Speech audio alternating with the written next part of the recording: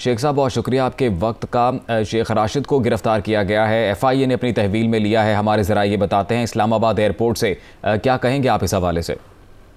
देखें, ये इंतकामी कार्रवाइयों पे उतर आए हैं और इन्होंने मेरे घर के बाहर भी सफेद कपड़ों में सारे लोग लगा दिए हुए हैं और सारे सफेद कपड़ों की फोर्स जो है खड़ी की हुई है।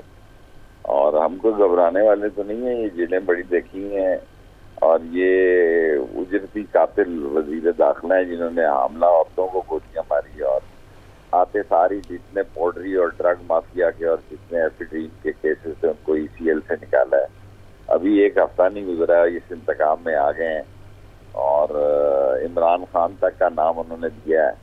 तो इससे इनकी अकल का अंदाजा लगाना चाहते ये एक बड़ी मिकदार में, बहुत बड़ी तादाद में लॉन्ग मार्च से पहले लोगों को गिरफ्तार करना चाहते हैं। तो हम इसके लिए तैयार हैं, हम तो खुद जेलें भरने के लिए तैयार हैं।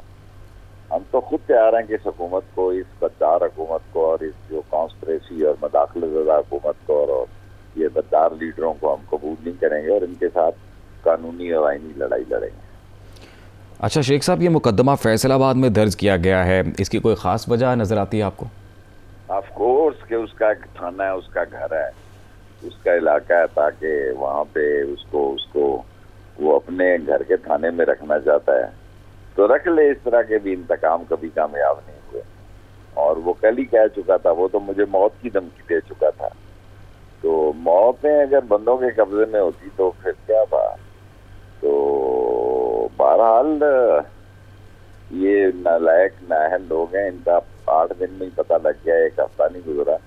तो ये जो करना कर लें, जीतेंगे हम इंशाल्लाह, क्योंकि कौम जो है ये जो गद्दारों के साथ मिलकर गैर मुल्की साजिश हुई है उसको नाकाम बनाना, तो इसके लिए कुर्बानी देनी।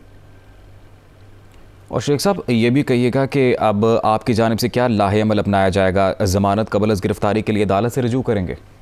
अभी तो मैं शहरी के बाद सोया हूँ, बाहर आए हुए हैं 20-25 लोग सफेद कपड़ों में खड़े हैं बाहर। सफेद कपड़ों में तो खड़े रहे, अगर साथ लेकर जाना चाहे तो चला जाऊंगा।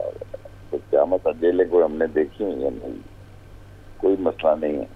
फैसलाबाद की नहीं देखी हुई तो वो भी देख लेंगे। ठीक है, बहुत शुक्रिया आपका। शेख रशीद साहब हमारे साथ मौजूद थे और इस हवाले से अपना नुक्ता नज़र बयान कर रहे थे मस्जिद नबवी में